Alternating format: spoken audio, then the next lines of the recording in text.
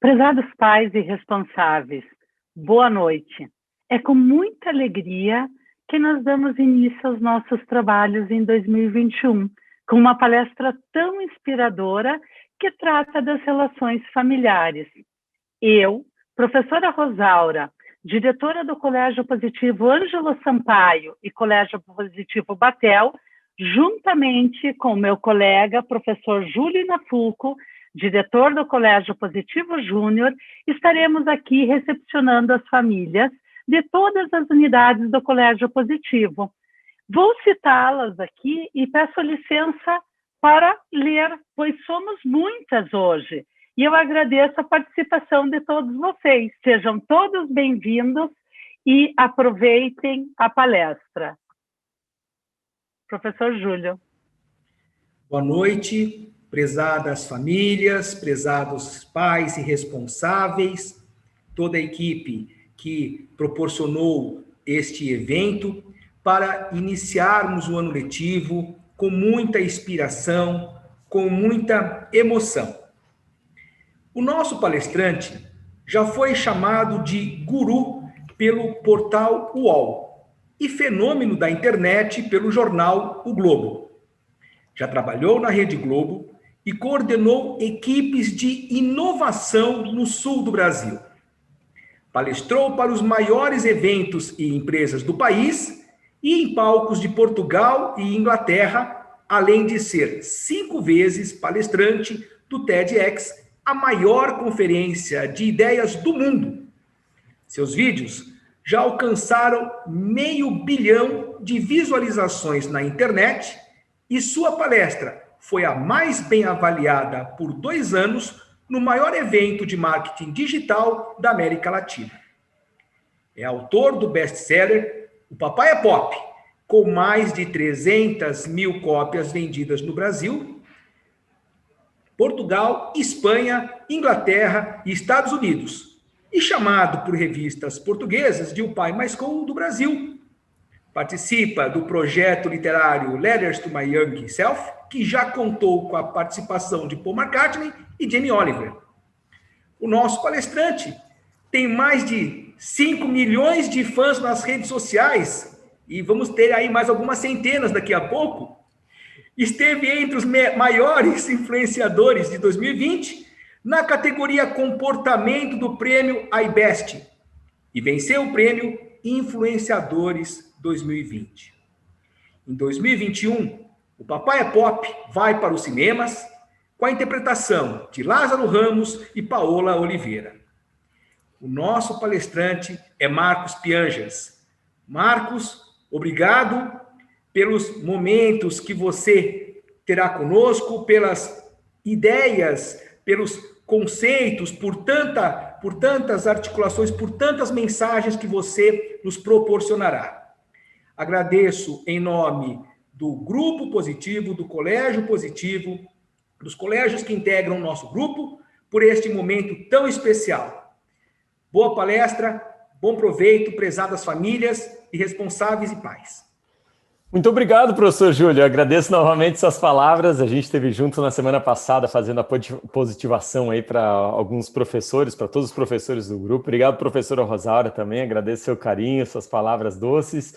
Obrigado a você, pais que estão assistindo nesse momento. A gente tem aí 234 participantes. Você pode deixar sua pergunta e espero que essa seja mais do que uma palestra, uma oportunidade da gente conversar e falar um pouco sobre família e sobre aprendizado que a gente tem com os nossos filhos e, por que não, aprendizados que a gente tem também nos ambientes escolares e a nossa relação com a ciência. Para quem não me conhece, eu sou Marcos Piangers, sou jornalista, né? Mas em primeiro lugar, lá no início, eu sou filho da Dona Heloísa. Dona Heloísa é uma das 11 milhões de mães solo do Brasil.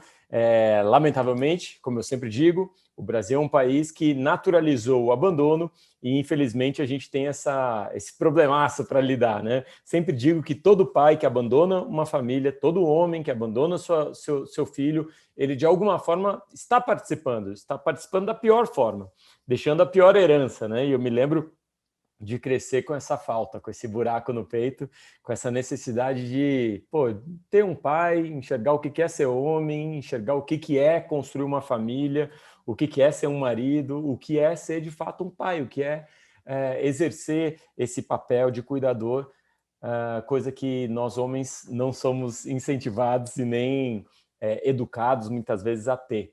Isso eu acho que é uma discussão muito importante para a gente ter no Brasil. Você sabe, você que está assistindo aí e é mãe, provavelmente tem um companheiro do seu lado, chama ele para ver a palestra, acho que vai ser muito importante. Essas são discussões que a gente precisa envolver mais os homens, a gente precisa envolver mais os pais, né? A gente tem essa construção social de que a mãe faz tudo, deixa que a mãe tem os hormônios lá da gravidez, a mãe tem sistemas de care, né? Comprovado por neurociência, os sistemas de cuidado da mãe, fortalecido pelo processo de gestação, ele é mais desenvolvido mesmo, então a mulher ela tem mais capacidade de cuidado, ela tem mais confiança no cuidado, o homem acaba sendo mais inseguro e mais desajeitado nesse cuidado com os filhos, mas isso não significa que o homem não seja importante, né? A ciência ela apagou os estudos sobre a importância do pai. Até anos 50, anos 70, a gente tinha pouca informação sobre a importância. Será que um pai importa? E o que a ciência tem comprovado nos últimos 50 anos é que sim, um homem, um pai, importa na construção completa, integral dessa criança. Então, eu não sabia de nada disso que eu estou falando para vocês. Quando eu cresci lá sem pai, eu só posso dizer do ponto de vista empírico, né, prático, da falta que eu senti de ter uma figura que eu pudesse contar, de ter um gigante protetor, um cara gigante para me proteger, para me mostrar o que é masculinidade saudável, o que é ser homem de fato, o que é honra, o que é tratar bem os outros, o que é construir uma família, o que é ser um bom marido e aí um bom pai. Eu acho que essas coisas são sequenciais, porque muitas vezes a gente pensa, não, eu sou um ótimo pai, mas eu não sou um bom marido. E eu argumento, eu ouso dizer que é impossível, cara, você ser um bom pai e não ser um bom marido. Se você é um mau marido, então você é um mau pai também. De alguma forma, essa criança ela vai crescer com essa percepção quebrada, né? Então, eu tenho uma mãe e tenho um pai, eles não se dão muito bem, eles vivem brigando, e isso não está bem estabelecido no campo dos afetos, isso não está bem fomentado no campo da construção familiar. Então, é importante que um pai, antes de se achar um bom pai, ele seja também um bom marido. Isso eu aprendi errando muito. E é claro que para ser um bom marido a gente precisa ser um bom homem. Então a gente dá 2 passinhos atrás e diz, não, beleza, como é que eu faço para ser um bom homem, um bom cidadão, uma pessoa que entende suas falhas, suas vulnerabilidades, que não tem vergonha dos seus sentimentos, que não tem um comportamento autodestrutivo, que não cai nessa cilada de que o homem que bebe mais é mais homem, o homem que é mais agressivo e violento é mais homem, o homem que não leva desaforo para casa é mais homem, o homem que dirige de forma agressiva é mais homem. Essa é uma armadilha e é uma mentira que nos contam. Eu acho que o homem que cuida dos seus filhos, que troca a fralda, que sente aquele cheiro de cocô de mamão, o homem que leva no pediatra, que leva na escola, que sabe o nome da professora, sabe o nome da professora assistente, sabe o nome do diretor, o homem que sabe o nome dos melhores amigos do seu filho, que conversa com seu filho, com sua filha, o homem que permite que a sua filha o maquie num sábado de tarde para brincar de princesas da Disney, um homem que aceita entrar num mundo encantado de arco-íris e princesas quando tem uma filha. Ele não é menos homem, esse cara é mais homem, esse cara é muito mais homem, ele está exercendo aí o seu papel poderoso de cuidador. E eu sempre digo para os meus amigos, a gente não é YY, a gente é XY, a gente tem gametas aí que nos dividem e que é sim importante a gente exercer a nossa sensibilidade, romper com esse ciclo de abandono, romper com esse ciclo de uma masculinidade autodestrutiva, tóxica, agressiva, violenta, muitas vezes dentro de casa. Nós, homens, a gente morre antes do que as mulheres por estresse, coração, por autodestruição no trânsito, drogas. A gente se suicida 4 vezes mais do que as mulheres, a gente não faz terapia, fala pouco dos sentimentos, a gente é a maioria do sistema penitenciário. Então, acho que é muito importante dar esse primeiro panorama para dizer que tudo que eu sei sobre masculinidade, infelizmente, não aprendi com meu pai. Meu pai biológico nos abandonou eu e minha mãe, minha avó e meu avô também abandonou minha mãe sozinha, grávida, porque não queriam uma mãe solo dentro de casa, uma mãe solteira, e aí minha mãe me criou em Florianópolis, lá sozinhona.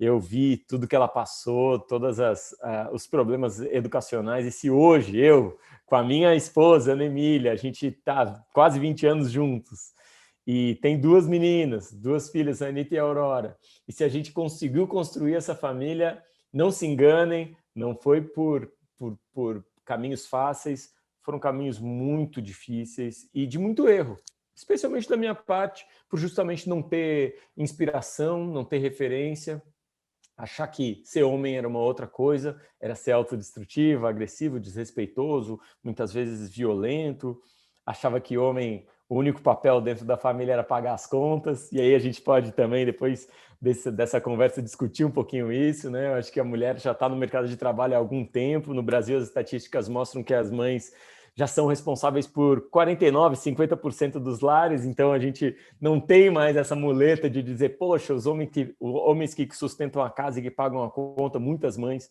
hoje em dia sustentam a casa e pagam a conta, então eu acho muito legal quando os pais decidem, pô, já que a mãe está no ambiente de trabalho, já está trabalhando, já está pagando conta, que tal os pais entrarem um pouquinho dentro da família e exercerem esse papel que socialmente não está muito bem estabelecido, pelo menos aqui no Brasil, mas a gente tem diversos exemplos ao redor do mundo de o quanto é benéfico isso para as famílias, né? Posso citar alguns casos. Eu vou citar o James Heckman. James Heckman é um economista que tentou provar como que seria a melhor forma de investir nas crianças? Como que a gente teria um retorno sobre o investimento? O ROI, né? O retorno daquilo que a gente investe nas crianças. Será que é com Bolsa Família? Será que é lá na frente pagando uma bolsa, né, em UBI, né, um Universal Basic Income, um salário fixo para essas pessoas necessitadas? Será que é na hora do parto? E o que o James Heckman percebeu por analisar várias famílias em vários países, é que a melhor forma da gente recuperar esse dinheiro investido na criança, no cidadão, é investir antes dele chegar, é investir na família, é investir na mãe, dando boa condição para essa mãe receber essa criança, ou seja, uma infraestrutura de saúde, uma infraestrutura de educação, né? E vocês estão aqui nas escolas do Grupo Positivo com uma boa infraestrutura de educação. É importante que essa mãe tenha também uma boa infraestrutura de saúde, é importante que essa mãe tenha também uma boa estrutura familiar. Então, uma construção social que incentiva o homem a participar, e a gente vê vários países ao redor do mundo não investindo mais em licença maternidade apenas, mas investindo em licença parental, que é muito mais legal, que é quando o pai e a mãe saem juntos por 6 meses, 480 dias na Suécia, varia muito, a Coreia do Sul é líder, né, de tempo de licença parental, Portugal já trabalha a licença parental, os países nórdicos todos trabalham a licença parental. E aí você pode pegar o ranking do Save the Children, que é o ranking que estabelece, então, esses países que recebem bem as crianças no mundo, né? Ou seja, que investem na família para que a família tenha tranquilidade financeira, de saúde, de educação para receber bem essa criança. E aí, esses países que compõem esse ranking Save the Children acabam compondo também o ranking dos países mais produtivos do mundo, o ranking dos países mais inovadores do mundo e, a parte mais legal, o ranking dos países mais felizes do mundo. Então, se a gente quer ser feliz, a gente precisa construir uma sociedade que priorize as crianças, e se a gente está numa sociedade em quarentena, uma sociedade que passa por home office misturado com homeschooling, e durante 2020 foi assim, durante 2021 vai ser muito melhor. A gente entra em 2021 com mais informação, com mais educação, com mais consciência, com vacina já sendo aplicada e distribuída, com a chance da gente ter cada vez mais empresas oferecendo vacinas, das patentes serem quebradas para que a gente, de fato, tenha vacina para todo mundo, que a gente impeça a proliferação da doença, que a gente possa voltar com tranquilidade para a escola e que a escola seja um ambiente de cura.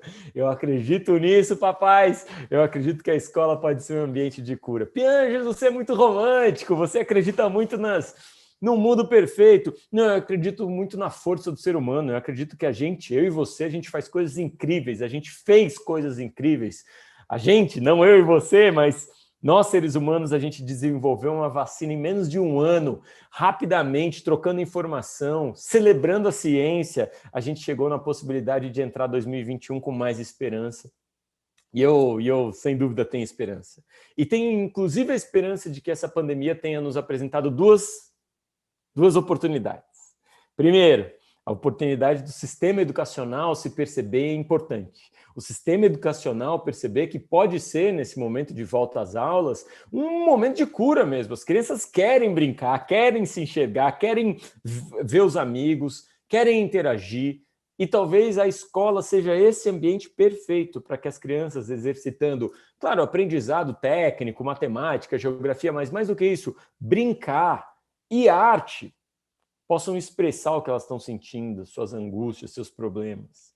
Quando a gente canta, quando a gente desenha, quando a gente corre, quando a gente se exercita, quando a gente dá risada, a gente, de alguma forma, está curando tudo isso que a gente passou em 2020, toda essa pandemia, todas essas inseguranças que a gente teve no ano passado.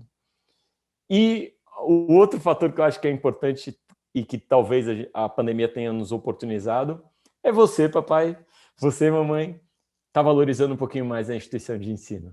E aqui fica até meio esquisito, eu aqui falando, né, com o positivo, parece até que eu estou com jogada ensaiada aqui com a marca, mas eu acho que vale para todas as instituições de ensino. Talvez você, durante a pandemia, tenha visto o esforço que os professores do Grupo Positivo fizeram todos os dias para educar os seus filhos. O esforço desses professores para cuidar dos seus filhos, não apenas do ponto de vista de conhecimento e aprendizado técnico, que tantos pais se preocupam tanto, mas também do ponto de vista do afeto, né? Do acompanhamento, das dificuldades tecnológicas, dos devices tecnológicos que nos afastam tanto e da dificuldade da pedagogia atravessar esses devices tecnológicos no ano de 2020. Foi assim.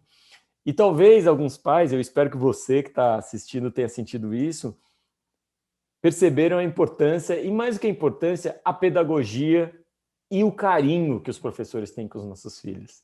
Então, de alguma forma, uma das coisas que eu tenho esperança é que a gente tenha, no ano de 2020, aprendido a valorizar um pouco mais a instituição de ensino, aprendido a valorizar a escola como referência científica. Se a escola diz que dá para voltar presencialmente agora, então é porque dá, certo? Porque essas instituições elas estão apegadas ao processo científico, ao que os cientistas estão falando, ao que os especialistas estão falando, ao que eles têm que fazer no procedimento presencial para justamente deixar as nossas famílias seguras, nossas crianças seguras e principalmente nossos professores, talvez de idade mais avançada, em segurança também. Então, essa percepção de, a escola importa. Eu me lembro antes da pandemia, muitos pais diziam, poxa, eu acredito em homeschooling, eu acredito em unschooling, que é nem ter escola. E talvez a pandemia tenha nos mostrado o quanto a escola é importante, o quanto é bom para os nossos filhos essa conexão com o outro mundo, o mundo além da casa.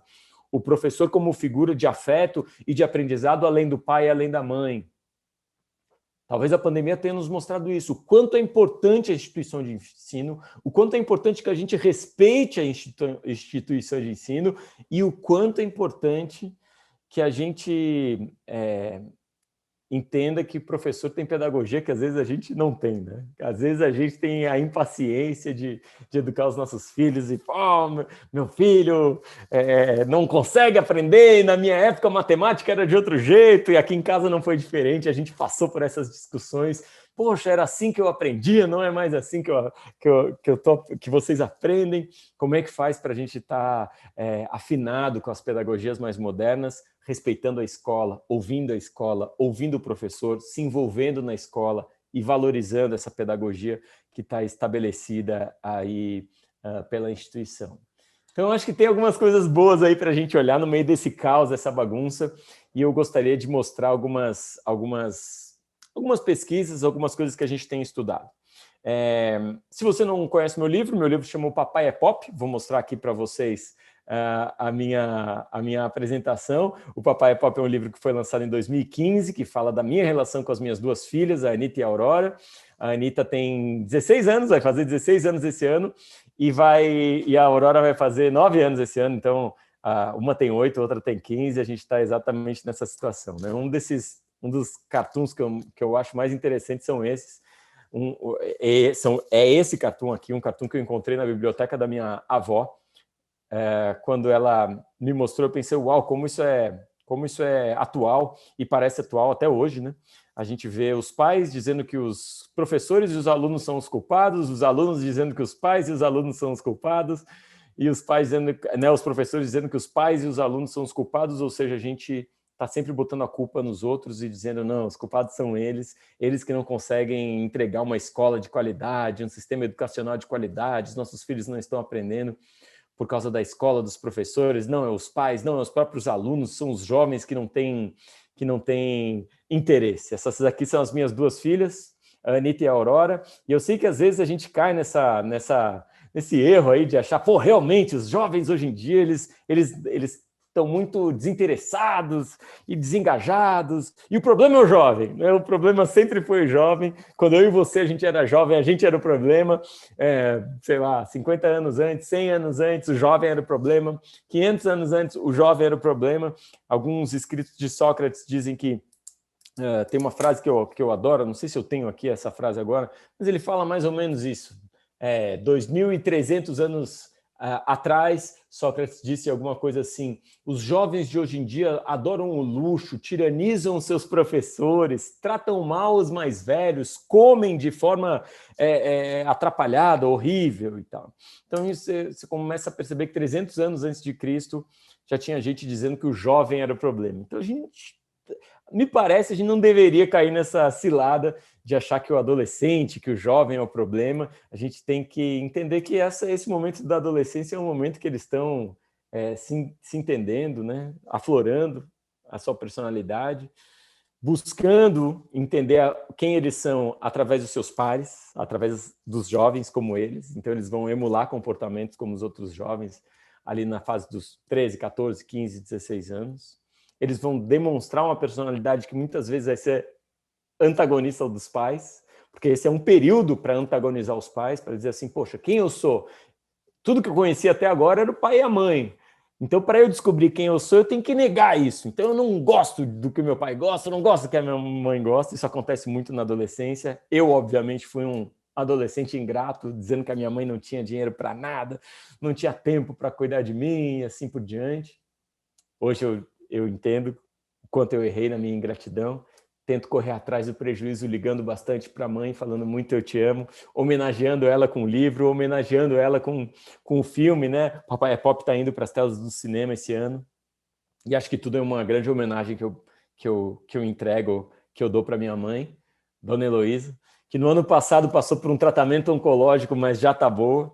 Então, mais um motivo para a gente ter esperança em 2021. O que eu tenho para mostrar para vocês aqui hoje é uma apresentação que fala de alguns sonhos, né? Então, a gente sabe que olhar para a escola e dizer, poxa, a escola está ultrapassada, meu filho ele tem que estar inteirado com os assuntos da modernidade, e é verdade, a escola está em um processo de transformação constante. E isso é muito bom. A escola tem uma pedagogia e essa pedagogia ela vai se transformando.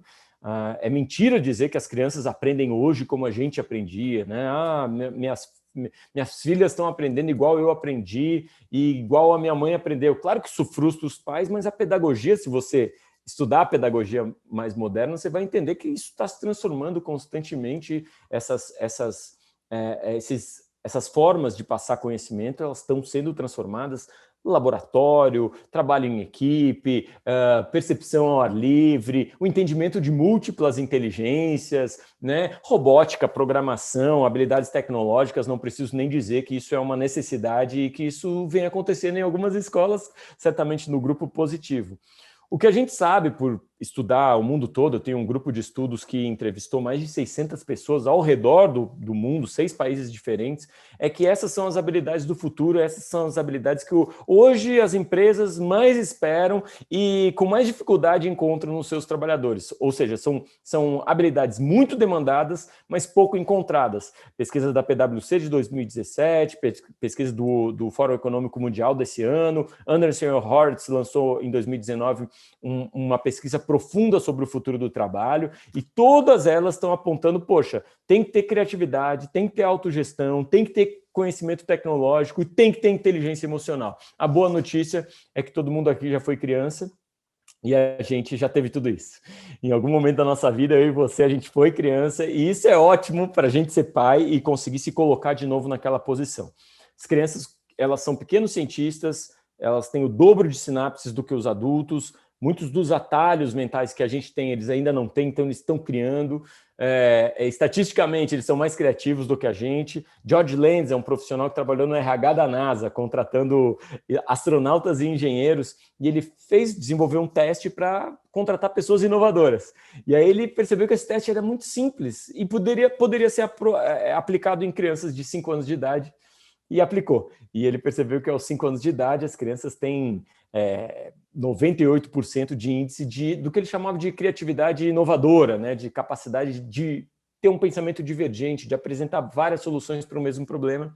Ou seja, tudo que o George Lenz queria contratar eram crianças de 5 anos de idade. Lamentavelmente, a execução das crianças de 5 anos de idade não é uma execução melhor do que a nossa de adulto, né? Então a gente sabe que existe alguns sistemas criativos em que as crianças vão muito bem. Você pode lembrar daqueles testes de marshmallow com macarrão, né? Você faz esses testes corporativos em várias empresas ao redor do Brasil e do mundo. Você dá macarrão e marshmallow para grupos de trabalhadores, ali, de colaboradores daquela empresa, construírem um prédio, e o prédio mais alto, então, seria o grande vencedor. E já fizeram esse teste com crianças, e as crianças se saem melhor do que os adultos. Em muitos desses testes, eles conseguem construir prédios mais altos do que arquitetos e engenheiros. Ou seja, eles são criativos, eles têm essa criatividade, esse pensamento divergente, essa capacidade de enxergar fora da caixa, de achar solução onde muitos adultos não conseguem perceber. E muitas crianças têm mais inteligência emocional do que a gente, né? Elas conseguem regular seus humores com a ajuda de adulto, com a ajuda de tutores. Hoje em dia a gente tem uma série de sistemas que ajudam essas crianças a desenvolverem inteligência emocional, e não foi uma nem duas vezes que as minhas filhas demonstraram ter uma inteligência emocional assim mais estabelecida do que eu mesmo, durante a pandemia, nervoso, angustiado, inseguro economicamente, em termos de saúde, pensando no futuro, quando que vai acabar essa pandemia, quando que vão inventar uma vacina que realmente funcione e que tenha disponibilidade para todo mundo. E tá lá as minhas filhas me dizendo: calma, pai, vai dar tudo certo, vamos focar no que a gente controla, não vamos focar no que a gente não controla, né? O princípio básico dos filósofos estoicos.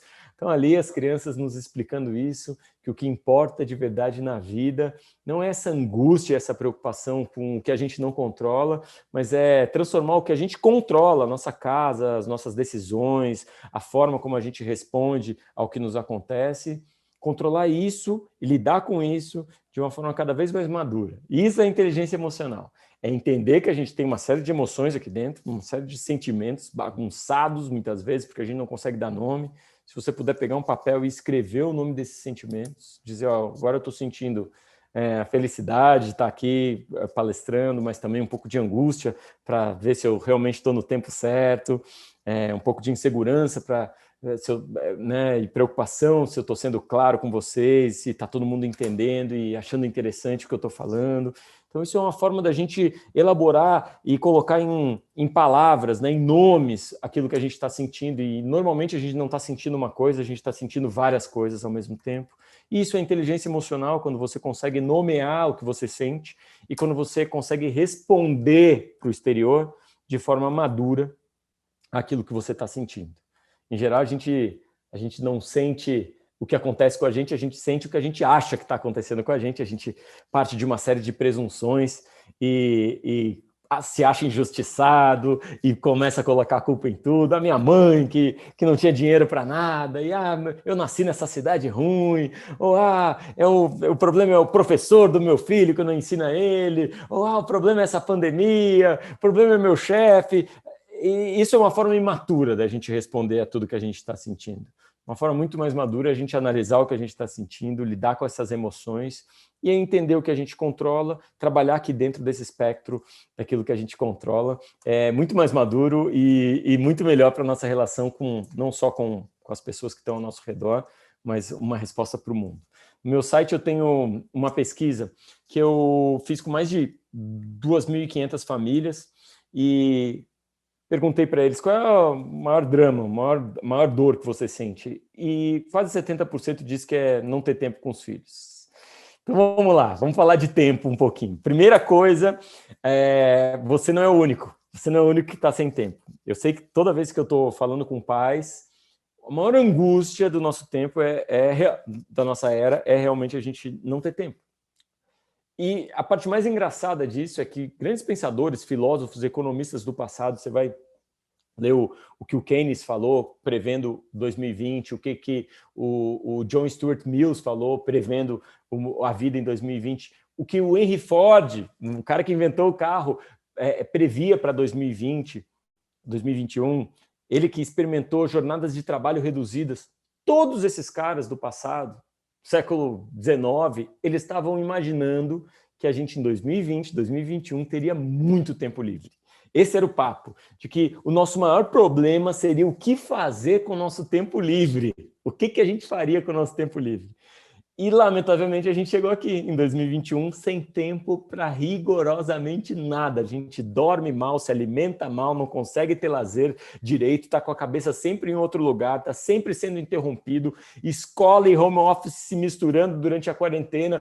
Agora talvez a gente tenha essa divisão novamente, mas de novo, tudo misturado. E mesmo antes da pandemia, a gente tinha essa sensação de estar com a família pensando no trabalho, estar no trabalho pensando na família, estar com os amigos pensando no trabalho pensando nos amigos. O tempo todo a gente nunca estava ou nunca está no lugar onde a gente realmente está.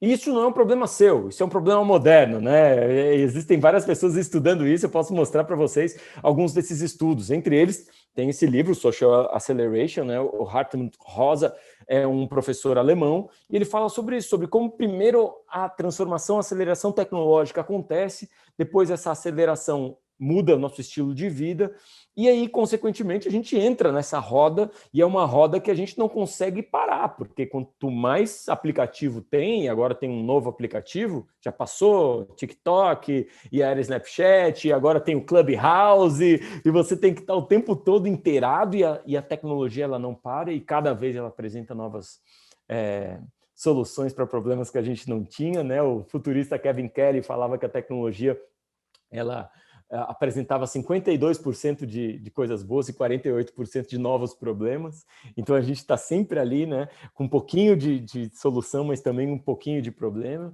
E é claro que se a gente não tem tempo com os nossos filhos, a gente não consegue ser pai. Percebam, a gente inventou essa história de tempo de qualidade e eu acho maravilhoso pais que conseguem ter tempo de qualidade. O que é um tempo de qualidade? É um tempo sem celular, sem tela. Isso é um tempo de qualidade.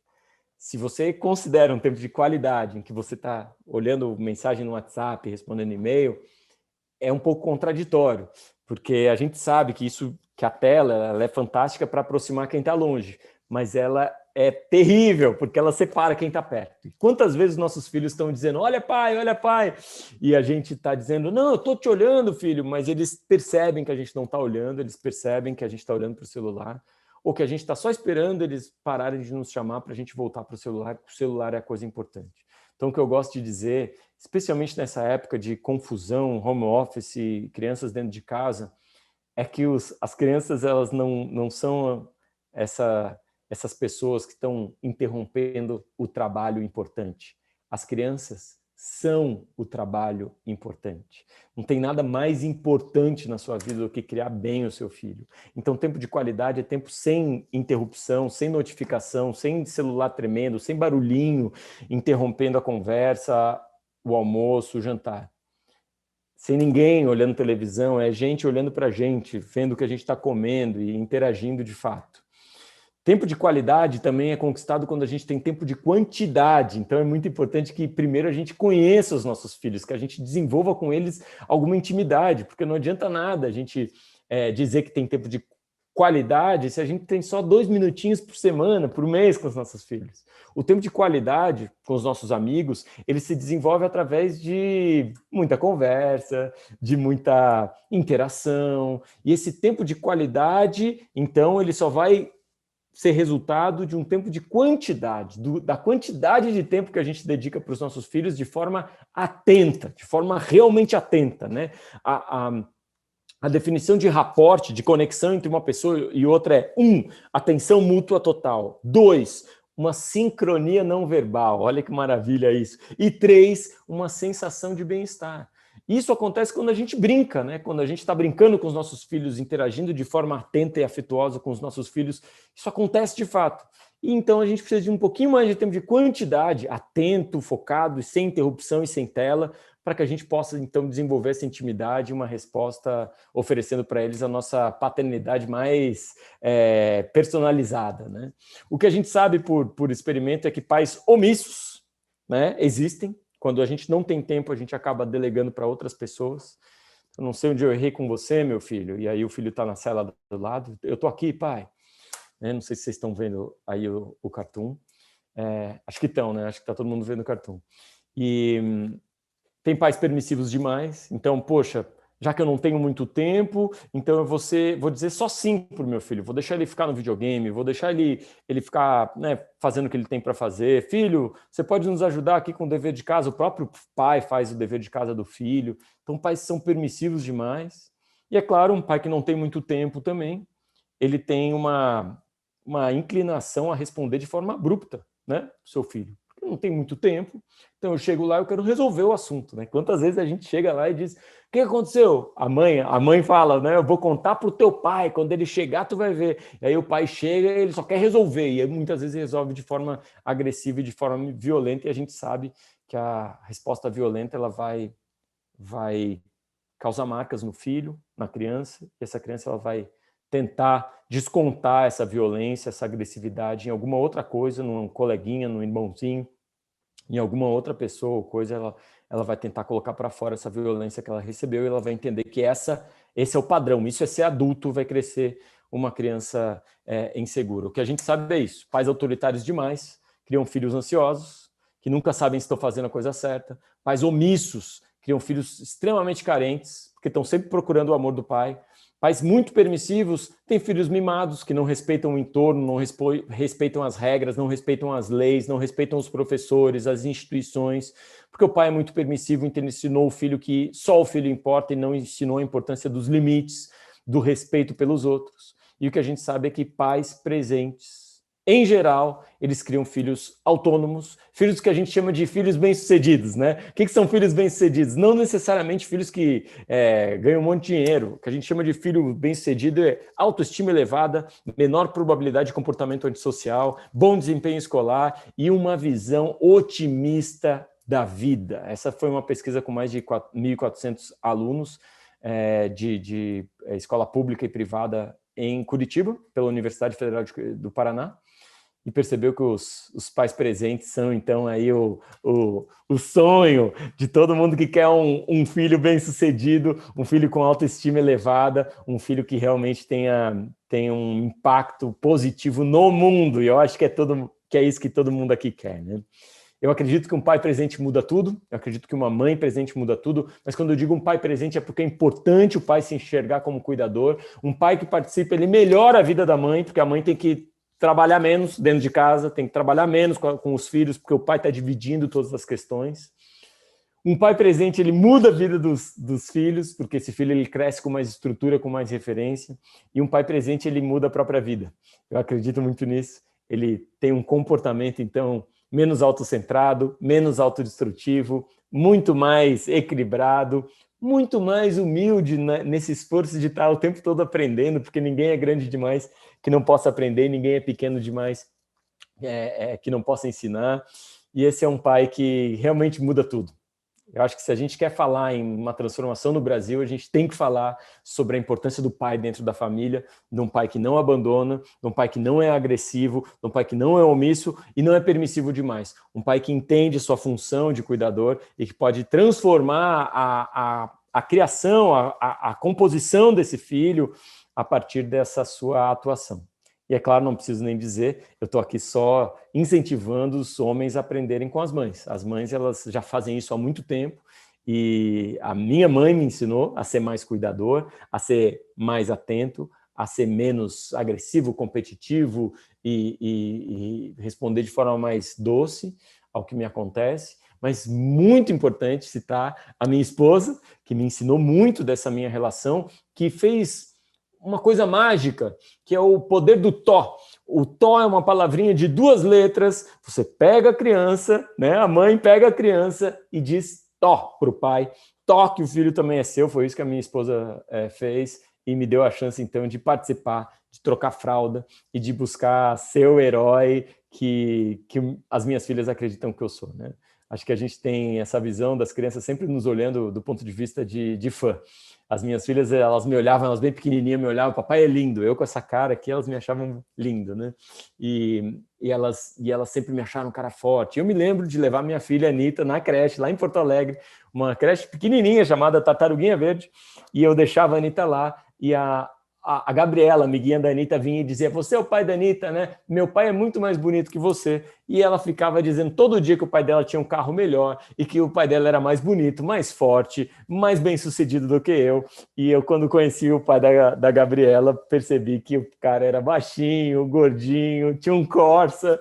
E quando eu vi os dois juntos, eu entendi tudo. O olho da Gabriela brilhando e ele representava para a Gabriela um herói.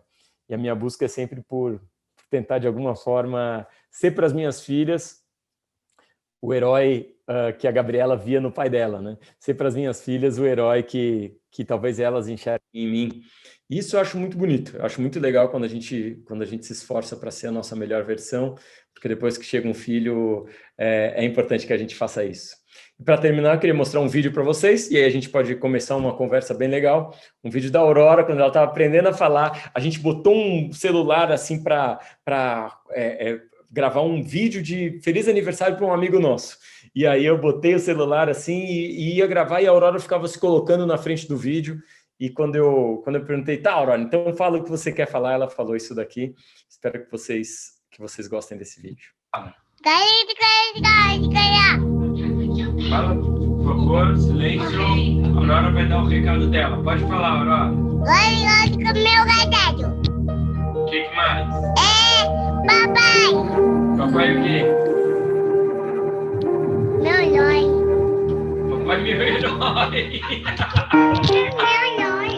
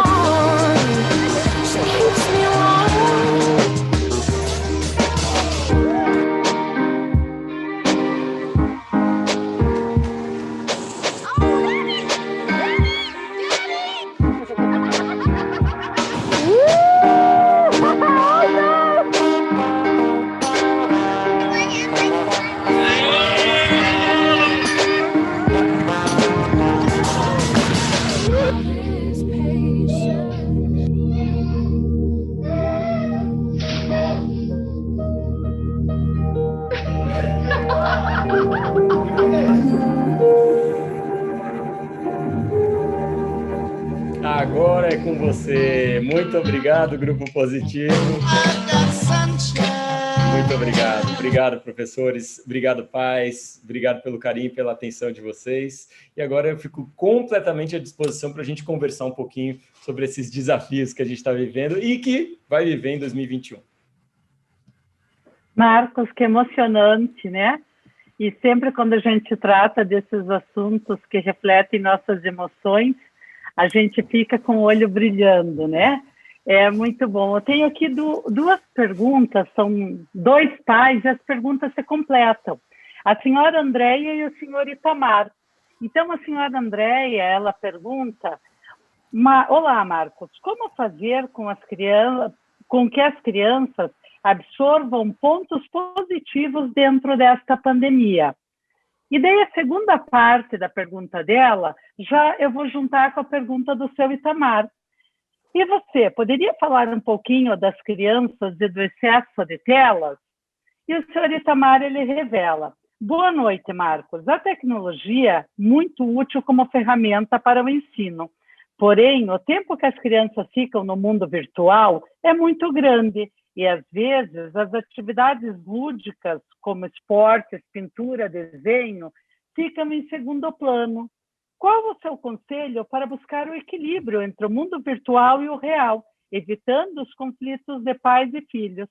O senhor Itamar, ele é pai da Laura e da Luana, de 9 anos, do Colégio Positivo Boa Vista. Então, a senhora Andréia, ela quer saber um pouquinho como fazer com a questão da pandemia, do impacto dessa pandemia com as crianças, e eles querem, em conjunto, saber um pouquinho como lidar com essa questão da tecnologia.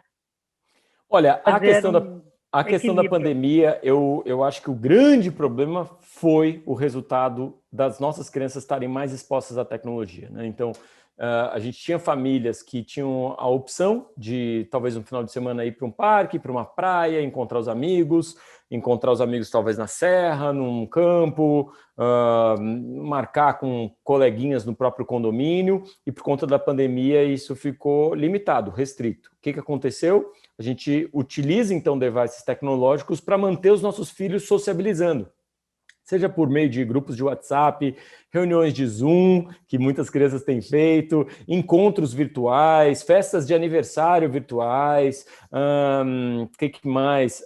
Roblox, a minha filha começou a jogar Roblox durante a pandemia, então você vê videogames sendo esses pontos de encontro, e de novo, a gente está utilizando todas essas interações sociais, elas estão acontecendo nesses ambientes tecnológicos.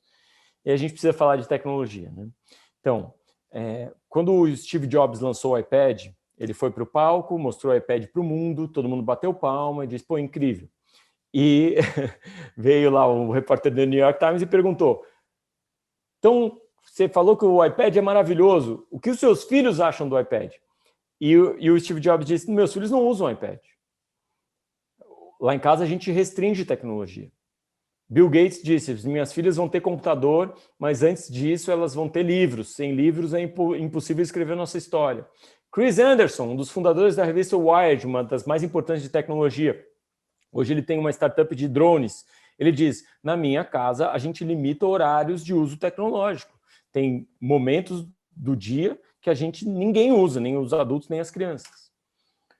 As pessoas que mais entendem de tecnologia, portanto, estão nos dizendo, na nossa casa, na casa deles, eles não usam tecnologia. Então, talvez essa seja a grande preocupação, ou talvez a segunda grande preocupação do pai moderno, né? A gente lá no papaipop.com.br tem essa enquete, que hoje já chegou a mais de 3.000 respondentes, e o primeiro grande problema é tempo, de fato, é ter tempo com os filhos, mas um que está lá em cima também é como equilibrar a tecnologia e mundo analógico, né? Como equilibrar o uso tecnológico. E aí é importante dizer, papais, mamães, se vocês não sabem disso, jogos, redes sociais são feitos para nos viciar, são feitos pelos engenheiros mais bem pagos e geniais do mundo hoje, pelos psicólogos mais bem pagos, engenheiros sociais mais bem pagos, para levar a nossa mente que tem algumas falhas de percepção e de atenção e de foco, levar a nossa mente a ficar viciada nessa tela. Então, esses sistemas são feitos com teste AB, com testes constantes, para que a gente, nós adultos mesmo, a gente fique cada vez mais viciado nas notícias, nas redes sociais, que vão dizer da nossa foto que a gente postou no Instagram, e nos jogos, que dão pequenas recompensas que despertam prazeres. Então, Fortnite, Roblox, PKXD, Candy Crush, todos esses joguinhos que fazem muito sucesso, são jogos que foram testados minuciosamente para nos viciar. Por isso que é tão importante os pais limitarem tecnologia. Quando um pai me pergunta, tá, quando eu sei que é a hora de tirar a tecnologia? Em geral, a minha sugestão é quando eu sei que é hora de dar tecnologia. O padrão deveria ser um cronograma diário que a gente oferece para os nossos filhos de atividades que não estão ligadas à tecnologia. E a tecnologia ela vem num slot, num momento do dia. Agora é aprendizado, beleza, vamos usar a tecnologia. Então, para ser bem prático, eu tenho duas coisas aqui para ajudar vocês. Primeiro, tecnologia por si só não é o problema, é como a gente usa a tecnologia. A gente passa 3 vezes mais tempo gasto em aplicativos que nos deixam mais deprimidos, e essa é a geração mais deprimida da história, mais solitários e menos produtivos. A gente poderia estar usando tecnologia para meditação, aprendizado de idiomas, exercício, conexão com quem a gente ama, mas a gente usa 3 vezes mais joguinhos, redes sociais, vício em notícia, em novidades. Isso acontece mais com os adultos, obviamente. A gente é muito viciado em o que está acontecendo no BBB. A gente tem que saber o que está acontecendo no BBB. Então, enxergar a tecnologia do ponto de vista de 3 Cs talvez ajude. 3 Cs. Conexão, criação e consumo. Conexão é quando os nossos filhos estão dando risada com os amigos, estão interagindo com os amigos, estão, né, nas redes sociais, mas estão interagindo com os amigos, estão interagindo com outras pessoas. Ok, esse é o uso tecnológico benéfico. Em tempos de quarentena, talvez eles não consigam encontrar seus colegas, estão usando tecnologia para conexão positivo. Criação, maravilhoso. Se o seu filho está usando tecnologia para aprender a construir um foguete, para aprender com um professor inspirador, para aprender sobre robótica, para ler alguma coisa interessante na internet, ou mesmo ver um canal de YouTube importante, interessante, muito legal. Minha única dica é, faça isso do lado dele. Se você puder estar acompanhando o que seu filho está consumindo, é muito importante você estar do lado dele, porque a gente sabe que esses são ambientes muito perigosos. E por último, aquele último C, é o C do consumo inconsciente. É o cara que está só vendo YouTube um atrás do outro, é o cara que está só jogando videogame sem interagir com ninguém. Isso não faz bem, isso atrapalha nosso bem-estar, aumenta nossos índices de solidão, depressão, nossa falta de conexão com o analógico, com a natureza, com o outro. A gente tem uma série de pesquisas reforçando isso. As crianças entrando dentro do espectro autista, não conseguindo se comunicar direito, olhar no olho, falar com licença, por favor e obrigado, porque estão muito acostumadas com o instant feedback da máquina, do sistema que entrega tudo que eles querem a hora que eles querem. É muito difícil competir com um sistema que entrega tudo que eles querem a hora que eles querem. E se esse sistema entrega o tempo todo o que eles querem, o pai vai ser o chato, a mãe vai ser a chata, a vida real vai ser chato, o livro vai ser chato, o estudo vai ser chato. É importante que a gente equalize esse uso. Isso é um treino, é um exercício, como se fosse um exercício muscular, de pilates, de musculação, um exercício de musculatura cerebral, de plasticidade cerebral, para que os nossos filhos não entendam os desafios como um problema, como um saco, não entendam a educação de falar oi, com licença, por favor, obrigado, como algo que é um esforço horrível.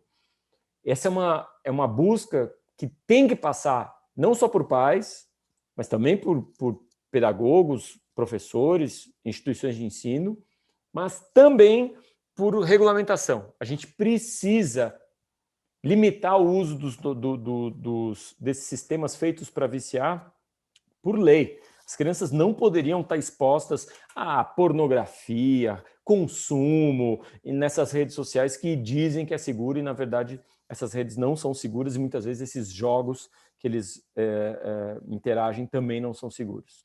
Para terminar, uma dica é o A, E, I, O, U do uso tecnológico. A de atento. Então, atento com o que você usa. Você está usando de forma atenta. Você não está usando só por usar. Você não está assistindo o próximo vídeo do YouTube só porque ele começou a tocar automático. Um uso tecnológico atento.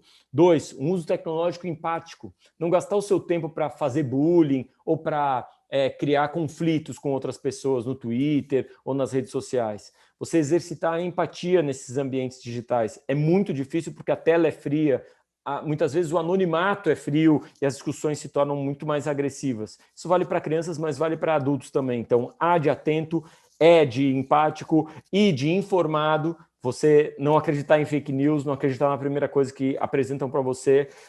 4 de organizado, você saber que tem um tempo para consumir, para usar a internet. Tem um tempo para você estar conectado com seus amigos, mas tem um outro tempo para exercício físico, tem um outro tempo para leitura, tem um outro tempo para dormir. Dormir é muito importante. As pesquisas mostram cada vez mais que dormir é muito, muito importante para aprendizado, para memória, para recuperação da produtividade criativa.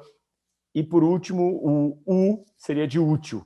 Então, a noção de que o que a gente faz na internet tem alguma utilidade, a gente não está apenas ali reagindo a tudo que nos apresentam, a gente conseguir entender a internet e os devices tecnológicos como uma ferramenta que podem nos ajudar a ser mais produtivos, a realizar, né? Eu acho que a trinca da felicidade é ter bastante conexão com outras pessoas, ter bastante realização, então quando a gente faz coisas a gente é mais feliz, e ter tempo para fazer o que importa na vida, né? Se alimentar bem, se exercitar, dormir e interagir com as pessoas. Então, essa é uma trinca, uma dica que eu dou para todas as pessoas que querem ter uma vida um pouquinho mais equilibrada e menos corrida, é buscar tempo livre, porque com tempo livre você consegue exercitar boas práticas, bons hábitos, investir em conexões com as pessoas que você ama, com as pessoas que estão ao seu redor, tempo, conexão e realização. Todo mundo é mais feliz quando realiza alguma coisa, ao invés de só de ficar esperando tudo chegar em você de mão beijada. Obrigada, Marcos. A senhora Andréia, que tinha feito a pergunta, ela relatou aqui que ela é mãe do Matheus e da Gabriela, do Positivo Júnior, só para completar. Temos mais uma pergunta aqui, eu não sei se vai ser possível você responder. A senhora Joelma, ela pediu um breve spoiler do seu filme, né? Qual a mensagem do seu filme que será lançado em breve? Ela é mãe de aluno do ensino médio. Então, se você puder dar uma dica aí do que vai acontecer nesse filme. Eu posso falar assim. Vamos lá. Quando eu lancei o livro, Papai é Pop, lá em 2015, a minha filha já tinha 10 anos, a Anitta já tinha 10 anos. E eu não tinha nenhuma expectativa de que o livro fosse vender muito, porque, como eu disse, a gente vive num Brasil que não incentiva a figura do homem a participar da família. Infelizmente, porque isso quebra as famílias, afasta pais e filhos. E aí chegou o livro e começou a vender que nem água, né? A gente participou de sessões de autógrafo de 5 horas, de 6 horas, São Paulo, Porto Alegre, Curitiba, Florianópolis. E aí a gente pensou, poxa, então não existe uma demanda, existem muitas famílias que acreditam na mesma coisa. Pais participativos são importantes, famílias bem estruturadas são importantes, cuidar bem dos filhos de forma atenta, carinhosa, isso é muito importante. Aí o Papai é Pop teve o Papai é Pop 2, o Papai é Pop em quadrinhos, e todo o dinheiro dos livros a gente doa para instituições de caridade. Então a gente já teve a chance de ajudar a Casa Meninos Jesus de Praga de Porto Alegre, a ACD de Porto Alegre, o Instituto do Câncer Infantil de Porto Alegre, a Unicef, né, que é uma instituição que cuida de crianças no semiárido nordestino, nas regiões mais pobres do Brasil. O Hospital Pequeno Príncipe em Curitiba, né? Eu sei que alguns de vocês estão em Curitiba. A gente teve a chance de ajudar o GRAAC em São Paulo, a Casa Hope em São Paulo. Então a gente tem a chance, com as boas vendas do livro, de ajudar várias instituições. E aí o livro começou a se tornar isso né, esse movimento, né, que a gente chama na internet. E aí nos ligaram aí em 2019 e disseram, olha, queremos transformar isso num livro, num filme. E o filme, então, portanto, vai ter exatamente as mesmas intenções de todo o resto, né? Das palestras, do que eu gravo de vídeo na internet, dos livros. Tudo que a gente faz tem um objetivo, que é inspirar o melhor pai que existe dentro das pessoas. Por muito tempo eu respondi essa questão dizendo que era para aproximar pais e filhos. Mas, poxa, se um pai que não é muito legal, é agressivo, violento, eu não quero aproximar esse pai do seu filho, né? Então, o que eu quero é inspirar o melhor pai que existe dentro das pessoas. O melhor pai, a melhor mãe que existe dentro das pessoas. E existe a melhor mãe dentro de você, existe o melhor pai dentro de você. É inspirar o melhor pai que existe dentro das pessoas. E aí, o filme vai ter essa mesma intenção. Vai contar a história de um cara, né, atrapalhado, na figura do Lázaro Ramos, mas um cara atrapalhado que foi abandonado pelo pai, que tem uma mãe solo, que começa a cuidar da sua filha e a perceber o quanto isso é transformador e o quanto é necessário algumas mudanças no estilo de vida para fortalecer o seu casamento, para conseguir formar uma família feliz, para homenagear a sua própria mãe, porque é assim que a gente honra o amor de mãe, quando a gente passa o amor deles adiante. Então, é uma história sobre esse pai em formação e a ideia é lançar o filme nos cinemas, assim que os cinemas reabrirem, e a intenção da produtora é mesmo que a gente consiga ainda em 2021. Vamos torcer para o Dia dos Pais de 2021 a gente correr para os cinemas e assistir Papai é Pop com Lázaro Ramos e Paola Oliveira. Obrigada, Marcos. Professor Júlio tem mais alguns questionamentos, várias interações aqui dos pais. Marcos, é verdade. Professora Rosaura, muito obrigado. Os pais estão participando, estão também interagindo. Eu quero cumprimentar as famílias das unidades do colégio em Curitiba, Ângelo Sampaio, cuja diretora é a professora Rosaura, e da unidade Batel também, do Júnior, unidade Positivo Júnior, junto comigo, a professora Juliane, Jardim Ambiental e Auer, com a professora Isabela, a professora Vanusa, o professor Pedro, diretor do Colégio Positivo Internacional, a professora Silvana, das mais novas unidades Boa Vista, Josiliane, professora Josiliane da Água Verde, e professora Gilciane, da Associação Maria Amélia AMA. Nós temos algumas perguntas e são muitas ideias que você abordou, Marcos. Você falou do papel da família, não nessa ordem, mas eu vou trazer algumas perguntas dos pais. Em seguida, eu também vou cumprimentar as famílias das unidades das outras cidades, tá bem? Você falou do papel do pai, né? E no filme, o Lázaro fará um papel de um pai um pouco atrapalhado, mas acho que não importa, né? Eu acho que você destacou bem isso, a importância do papel do pai, né? Para o filho, para a esposa, enfim, para investir na família. Foi uma outra ideia que você trouxe bem importante de investir na família. Que o tempo com a família é muito importante para filhos felizes. Você fez ali, né, uma bela caracterização do estilo parental com o comportamento dos filhos, foi brilhante. O desenvolvimento da inteligência emocional, a importância do indivíduo conseguir expressar as suas emoções. E falou da escola, então você trouxe bem ideias da família e da escola. Antes de eu passar para a escola, a pergunta, eu também aqui já fui tentando anotar, a pergunta é do Ismael.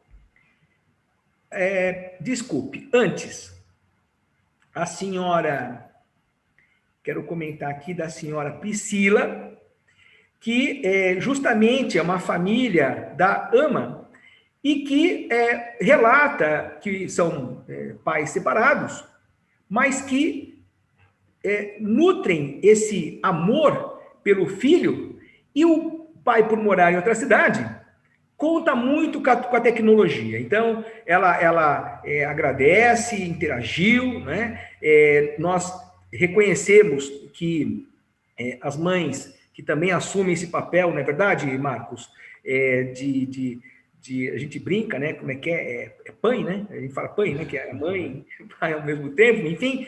Esse papel importante que o pai é bastante presente e que a tecnologia ajuda que o filho fale com o pai, né, mesmo estando a centenas de quilômetros distantes. Não foi uma pergunta, foi uma participação. Se você quiser comentar algo, Marcos, por favor. Não, eu acho ótimo quando, principalmente, os pais separados entendem que o relacionamento pode não dar certo, mas alguma coisa deu certo ali, que é uma criança, né, um filho. É muito importante que esse respeito mútuo continue existindo. A gente tente guardar alguns amuletos mentais, né, algum esforço para superar as mágoas de um fim de relacionamento e investir de verdade naquele primeiro amor, lá no início, aquela vontade de realmente estar respeitando e tratando bem a outra pessoa, porque, de fato, a gente tem uma criança ali que ela não pode ser bombardeada por alienação parental, por né, diz que me disse, ou por xingamentos do outro lado, né? Então, é muito importante o respeito, é a coisa mais importante, como eu disse, está na nossa Constituição, professor Júlio, está na nossa Constituição. É dever da sociedade dar prioridade absoluta para crianças e jovens e privá-los de toda violência, de toda agressão, privá-los de todo o sofrimento para que a gente possa dar para eles acesso à educação, cultura, para que a gente possa formar de forma integral e realmente transformar o mundo, né? Mas, em primeiro lugar, nossa cidade, nossa comunidade, uma comunidade mais humana, mais gentil e mais humana. Acho que sim, a tecnologia ela ajuda muito. O que eu gosto sempre de pontuar é que muitos pais me perguntam isso, tá, professor Júlio? O que eu devo fazer? Eu tenho uma proposta de promoção para morar em outra cidade, né? O único problema é que eu vou ficar longe dos meus filhos. Para mim, velho, isso já é um problema, isso já é motivo para responder de não. O meu argumento, eu sempre falo para os pais, tem muita gente para aceitar uma promoção, mas tem só uma pessoa para ser pai do seu filho, velho. Aguenta aí 15 anos, que depois nem eles querem saber de você. Aí você vai poder viajar e aceitar a promoção. Depois de 15, 16 anos, eles não querem mais saber de você, entendeu? Mas assim, se você puder aproveitar... E tem um pai, professor Júlio, que falou isso, Leonardo, olha que lindo que ele escreve aqui, ó. Nunca troquem 1 hora junto com seus filhos por nada que não possa esperar. O tempo é implacável e passa rápido demais. Essa é o maior clichê e a maior verdade da paternidade, quando você vê seus filhos já perder todos os dentes, quando você vê eles já estão com 16 anos, que nem eu, quando você vê eles já estão saindo de casa, já estão se formando, quando você vê eles não ligam mais no domingo para você. É importante você valorizar cada segundo. Os dias parecem longos demais, mas os anos são bem curtinhos. Que ótimo. Marcos já viu ali a participação do senhor Leonardo. Marcos, o senhor Ismael lhe pergunta, Piangers, boa noite. Há algum tempo, você vem falando sobre a relação de hard skills e soft skills. Até que ponto as cobranças sobre as hard skills em nossas crianças devem prevalecer sobre o estímulo e desenvolvimento das habilidades interpessoais? Eu acho que isso está bem claro, né? A gente passou por uma série de informações nas últimas décadas, né? O professor Gardner falando sobre as múltiplas inteligências, e aí a gente já começou a entender, tem outras técnicas aí para a gente aprender, e aí mais fortemente nos últimos 20 anos a importância da inteligência emocional, a importância do foco, a importância da resiliência, a importância do trabalho em equipe. Então, mais ou menos eu resumo essas soft skills no que eu chamo de 5 Cs, que é, primeiro de tudo, autoconhecimento, depois comunicação, depois criatividade, colaboração e consciência coletiva. Então, lá no início, é a importância da gente se conhecer, lidar, como eu falei, com as nossas emoções de uma forma consciente, entender o que a gente está sentindo e buscar responder de forma madura aquilo que a gente está sentindo. Só isso já vai te ajudar a vida toda. Vai ajudar a arrumar emprego, a não ser demitido. 87% das demissões são comportamentais. Não é gente ruim na técnica. Gente que não sabe fazer o trabalho. 87% são comportamentais, é gente que não sabe trabalhar em equipe, é gente que não sabe responder direito um e-mail, é gente que não sabe se comunicar, é gente que não tem maturidade para responder um momento de pressão, de né, de desafio. Então, esse shift, ele vem acontecendo. Claro, eu vou continuar sempre defendendo conhecimento técnico. A única diferença é que antes a gente achava que aprender esse conhecimento técnico em 20 anos na escola, e agora o conhecimento técnico ele muda tão rápido que o tempo todo a gente vai estar estudando. De uma das pesquisas da Deloitte que a gente tem aqui, 48% já tem universidade corporativa, ou seja, a necessidade do mercado de perceber que, a gente tá chegando no mercado com muita informação, mas passou 10 anos trabalhando, a gente já precisa ser readaptado, a gente precisa estudar de novo. Então, esse estudo não vai parar, vai passar a vida toda a gente aprendendo técnica, a gente aprendendo, né, como fazer a nossa profissão de forma mais eficiente, utilizando mais tecnologia, interagindo em times híbridos, interagindo com a máquina, utilizando inteligência artificial, e aí a técnica vai mudando o tempo todo, a gente vai ter que se adaptar e continuar aprendendo durante toda a vida. Hard skills. Mas as soft skills são a base disso tudo. E a base é você ter a calma para lidar e se adaptar a essas transformações. Você ter a flexibilidade cognitiva para entender o que você aprendeu que tem que jogar fora, para abrir espaço para aprender coisas novas. Entender que foco é algo que o cérebro odeia. O cérebro, especialmente de adulto, eu tenho 40 anos, o cérebro mais velho, ele já criou tanto atalho que ele odeia focar e aprender de novo, entendeu? Ele criou tanto atalho e você ter que reaprender tudo de novo. Ele odeia, mas a boa notícia é que pequenas conquistas nesse processo vão disparando dopamina e o seu cérebro vai entendendo que é bom. Então é bom se sentir desafiado, é bom você encarar um tempo de trabalho focado, é bom você se requalificar, né?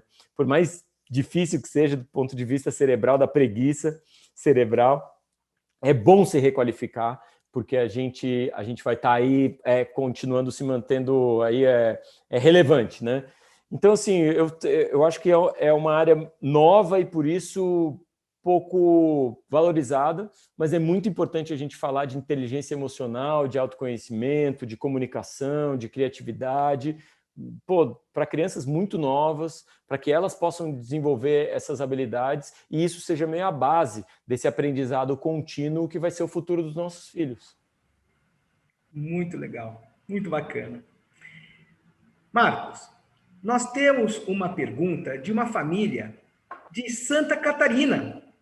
O colégio e o grupo... Legal. Eu sou de lá, né? Minha mãe está lá em Floripa, né? Então... amo Santa Catarina, minha equipe trabalha comigo em Joinville, então, quem estiver em Santa Catarina aí, um grande abraço. Quando estiver com sua equipe visitando a senhora, sua mãe, será bem-vindo nas unidades do grupo. Pois em Joinville, nós temos a professora Patrícia, diretora, que também saúda as famílias que nos acompanham, e a professora Miriam, na nossa mais nova unidade em Florianópolis, Vila Olímpia, a unidade do grupo, um colégio integrado ao grupo. Então, professora Miriam e professora Patrícia saúdam as famílias também de Santa Catarina. E a família de Santa Catarina é representada pela senhora Dayana, que diz assim: filhos bem-sucedidos são crianças mais felizes, com mais empatia, mais humanos. Agora vem uma pergunta aí, de perto, hein? Como a instituição de ensino pode usar os professores para tornar a jornada dos alunos melhor para viver em sociedade? Que os jovens, as crianças, tornem-se melhores seres humanos. Senhora Dayana, da unidade ali do Colégio Positivo Joinville. Bom, essa acho que até uma boa notícia, né? Como os profissionais da pedagogia eles estão inteirados nessas transformações, nessas necessidades de desenvolvimento de soft skills, muitos professores eles entendem que o papel não é simplesmente passar o conteúdo, mas também trabalhar essas soft skills. Além disso, a gente tem especialistas, né? Toda escola tem profissionais psicólogos, que entendem disso e que podem auxiliar os professores a desenvolver essas soft skills nos alunos. E além de tudo isso, tem sistemas Talvez algum desses sistemas não muito conhecidos, mas existem alguns sistemas surgindo focados em desenvolver soft skills nas crianças dentro da escola, e se você se interessa por trazer isso dentro de casa, também dentro de casa. Eu tenho muito contato com algumas desses empreendimentos aí, inclusive tem um jogo, né? Eu não estou citando nenhuma marca aqui, mas existem jogos, por exemplo, para você desenvolver soft skills enquanto joga com a sua família, com seus filhos, e eles ali vão exercitando e entendendo o que são suas emoções e seus sentimentos, vão entendendo o que é responder de forma madura a essas emoções e esses sentimentos, o que é comunicação, né? Porque não é só falar, comunicação é também ouvir, e não é só ouvir, mas é ouvir o que o outro está querendo dizer, e não é só falar, mas é falar de um jeito que o outro vai entender, então é muito sofisticada a comunicação. Então existem jogos, técnicas que podem tanto ser utilizados para desenvolver soft skills dentro de casa, como técnicas, empresas e profissionais que estão colaborando para que a gente desenvolva essas soft skills na escola. O que eu acho que é bonito é que isso está caminhando junto. Talvez a nossa geração, eu certamente não tive isso na escola. Eu não tive na minha formação educacional inteligência emocional, comunicação, mas eu tenho conhecido hoje em dia sistemas e crianças que têm isso bem estabelecido e bem desenvolvido, e isso faz uma diferença brutal.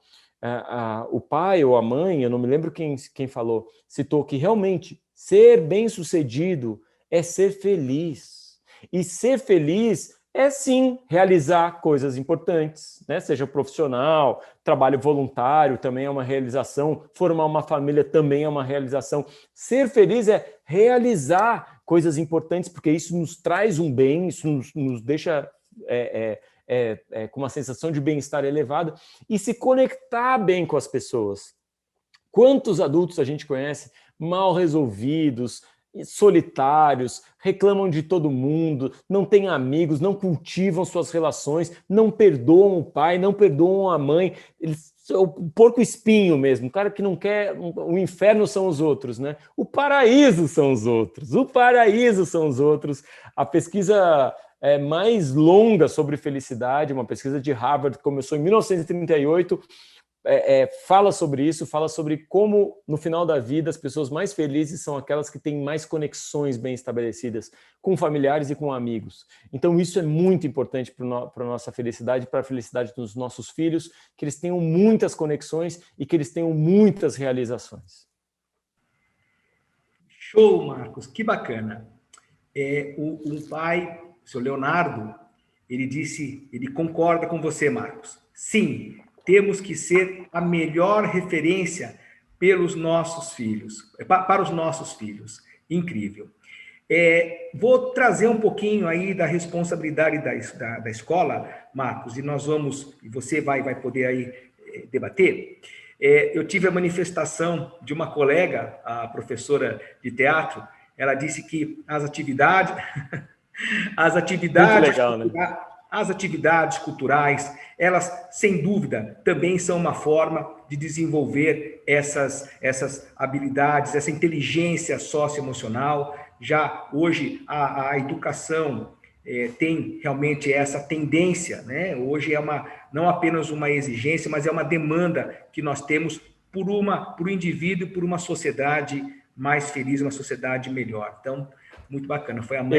Professor Júlio, eu fico feliz quando a professora de teatro participa, porque é exatamente isso, né? Como eu disse, a escola ela pode ser esse ambiente de cura através da arte, né? Tem uma professora que ganhou o Global Prize em 2018, se eu não me engano, acho que chama Andrea, uma professora que ela focou exatamente o trabalho dela na arte e no desenvolvimento de soft skills através de desenho e poema e música e teatro, e como isso dá a capacidade de trabalho em equipe, colaboração, criatividade, comunicação, realmente tudo que a gente precisa para entrar no mercado de trabalho e para lidar com os desafios da vida de forma positiva.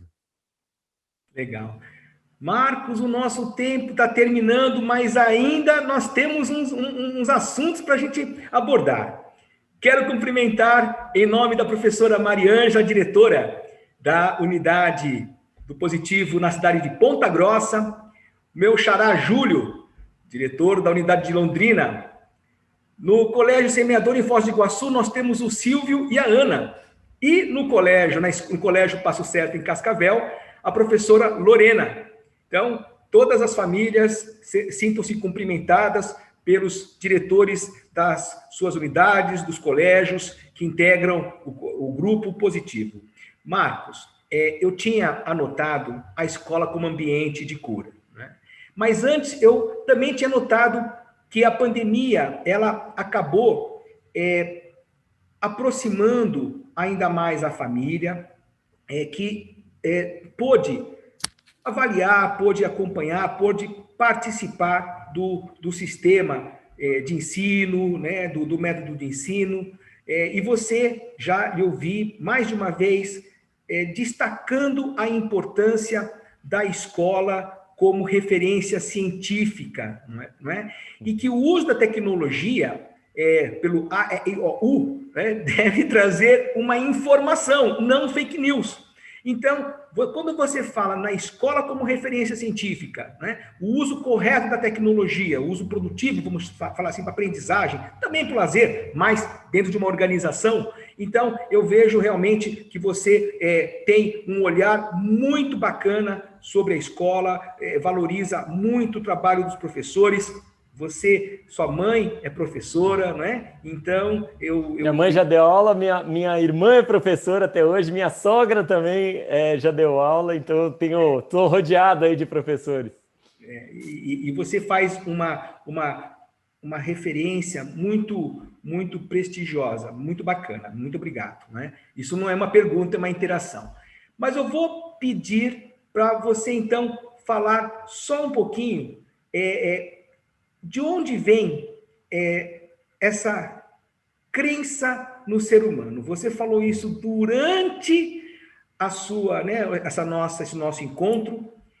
Você disse assim no momento: nós fizemos coisas incríveis. Uhum. De onde vem essa sua crença, essa sua confiança no ser humano?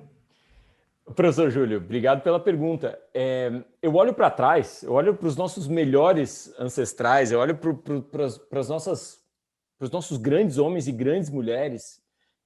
Quanto mais eu estudo história, mas eu digo que incrível como a gente viu pessoas desprendidas, muitas vezes até de vaidade, mas com um senso de realização, e não só de autorrealização, mas de realização para o todo. Então, claro, a gente pode discutir, né, se essa é uma questão de sobrevivência de genes, se a gente está querendo, como espécie, sobreviver, é por isso que a gente faz coisas incríveis. Mas o que a gente fez já no passado, o que a gente já construiu no passado de oportunidade, conforto, de acesso à informação, democracia, tecnologia, novas profissões. Nunca a gente ia imaginar há 100 anos que ia ter instrutor de yoga e pilates, que ia ter youtuber, que ia ter dono de Airbnb, que a gente ia utilizar a tecnologia das formas mais criativas. Eu olho para trás, para a história, e digo assim, é incrível viver, é incrível viver. E o ser humano, ele é uma partezinha de um todo. Se você pega só ali a espécie humana e vai botar no meio de todas as outras espécies que estão no mundo, a gente é só uma parte desse todo aqui. E mais do que isso, se você coloca a história do mundo num calendário, a gente está no último segundo do último dia do último mês, do dia 31 de dezembro, no último segundo nasceu ali o ser humano. Então, em geral, a gente gosta de tratar os nossos assuntos de uma forma muito séria, né? Muito competitiva, muito agressiva. Mas eu acho que a melhor forma de viver a vida, que é curta, que é um né? Um soluço, um soprinho, ela pode ser longa do ponto de vista aqui da nossa existência, mas ela é curtíssima do ponto de vista da existência das outras coisas. A melhor forma de viver essa vida é com uma visão positiva de futuro, uma visão positiva do outro, uma crença de que o outro é bom, uma crença de que o entorno, vai dar certo, uma crença de que se eu não controlo, alguém vai controlar e essa pessoa que controla vai ser boa, né? A esperança de encontrar anjos ao meu redor e ao redor de quem eu amo, e se eu puder ser o anjo, nas coisas que eu controlo, sou eu o anjo. né? Eu sempre digo, o mundo é cheio de pessoas boas, se você não está encontrando nenhuma, chegou a sua vez, é com você, meu irmão, é você que vai ser o anjo, você que vai ser essa pessoa boa. Então eu acredito muito nisso, eu acredito que os bons são a maioria mesmo, eu acho que a gente, quando tem um filho, se transforma em uma pessoa mais otimista, e por mais que digam que tem guerra e fome e disputas e fake news e o futuro vai ter mais pandemias, eu digo não, a gente é incrível, a gente vai criar coisas incríveis, a gente vai curar o câncer, talvez seja a nossa geração, talvez dos nossos filhos, solucionar o problema de pandemias, dar mais acesso a pessoas que estão em situação de pobreza e que são miseráveis. A gente consegue, a gente pode. E só acreditando que a gente pode que a gente vai fazer. Por último, você citou 2 pontos aí, né, relacionados à importância da escola e ao respeito da escola como uma referência científica, né? Então, eu queria falar sobre isso. Se eu chego na escola e um professor me diz, a Anitta comeu aqui um monte de abacaxi, eu vou dizer, opa, não. Eu conheço a Anitta, pô. Eu tô cumprindo meu papel de pai, de conhecer a Anitta. Eu sei que a Anitta não come abacaxi, sabe? Eu sei que a Aurora, se alguém me dizer, não, a Aurora ficou no canto, não quis ser amiga de ninguém. Eu digo, peraí, eu conheço a Aurora, pô. A Aurora é a pessoa que mais faz amizade. Calma aí, preciso conhecer. Então, existe uma autoridade do pai como uma figura atenta que entende o seu filho e que busca entender quem é aquela criança e ser o pai mais personalizado possível. Da mesma forma, papais, tem que ter o respeito pela instituição. Se a escola diz que dá para voltar, então, vamos respeitar. Qual horário que dá para entregar? É tal horário. Qual horário que tem que pegar? É tal horário. Eu já ouço alguns pais dizendo assim, então já dá para voltar, então eu já vou deixar um pouco mais e tal, e aí já deixa com o professor e terceiriza a educação. Meu irmão, a gente tem que respeitar a instituição de ensino dizendo, não, beleza, eles falaram que aqui pode levar, aqui tem que pegar. Aqui tem que levar máscara, não posso esquecer a máscara. Todas essas questões são muito importantes para a gente conseguir passar por esse finalzinho de pandemia da forma mais respeitosa, da forma mais equilibrada, da forma mais madura. É muito melhor viver a vida de forma leve. Você respeita a autoridade ali, a instituição, o professor. Você agradece, demonstra carinho por ele, não guarda seus sentimentos positivos, expressa seus sentimentos positivos, diz o quanto você gosta da instituição e do professor. Isso vale para tudo na vida, é claro. E é claro, dentro de casa, você tem talvez outros sistemas, outras crenças. Então, dentro de casa, você estabelece as suas regras. Mas é muito importante a gente entender que existe a nossa função dentro de casa e existe o nosso respeito pelo que está fora de casa. E é só assim que a gente consegue passar por esse finalzinho de pandemia de uma forma mais leve e começar 2021 com bastante esperança no nosso coração, que eu tenho absoluta convicção, cara, vai ser muito melhor do que 2020. E, como a gente falou na outra reunião, né, professor Júlio? Talvez um pouquinho pior do que 2022. Vamos melhorando para frente. Isso mesmo. Professora Rosaura. Marcos, que inspirador. Inspirador e emocionante ouvir tudo isso, né? E culminou que a palestra veio bem na época, no dia da retomada das aulas presenciais. Eu não consigo nem expressar a emoção que foi hoje entrar na sala de aula e ver os alunos. Eles estavam emocionados, os professores emocionados e nós também. Então, realmente, você ver a vida voltando a seu ritmo normal, né? E a gente podendo realmente valorizar essas relações, essas conexões, essa vida que tem, né? Que você está valorizando as soft skills, tudo que a gente trabalha tanto, e hoje é tão importante, que faz um alicerce tão importante para o nosso aluno e para a gente, né? O nosso aluno de sucesso realmente são aquelas qualidades que você colocou. É o aluno que ele está bem, que ele tem aquela alegria de viver realmente. E isso nós podemos ajudar. A gente nunca pode esquecer, eu sempre falo para os pais, que o sucesso do filho é o sucesso nosso e da família. A gente tem que trabalhar em conjunto, né, Marcos? Todos. você tem que acolher todos e trabalhar em conjunto. Muito obrigada pelas suas palavras. Agradeço em nome do Colégio Positivo, em nome das famílias, realmente, e será sempre bem-vinda nas nossas sedes. Fique à vontade, quando passar, nós temos várias. Será sempre bem-vindo, será bem acolhido. Para mim vai ser um prazer. Eu espero de verdade que a gente possa se encontrar pessoalmente, se dar um abraço. É sempre bom estar com vocês e eu desejo a todos um ano letivo fantástico e que cada um que está assistindo passe 2021 em alguns momentos pense, rapaz, realmente estou vivendo um ano fantástico, assim como foi falado lá na palestra. Realmente, pô, que bom. Vamos enxergar a esperança nesse 2021 e assim por diante. Obrigado, professora Rosaura, e obrigado, professor Júlio. Marcos, eu quero pedir desculpas a alguma família que não conseguimos encaixar aqui a pergunta, mas nós procuramos dar um ritmo aqui, fazer, né, uma teia de ideias.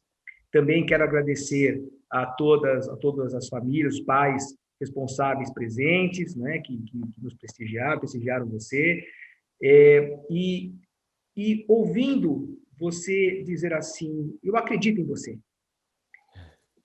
Eu lembrei do que você falou também, Marcos, né? Do quanto que o pai é o herói para o filho.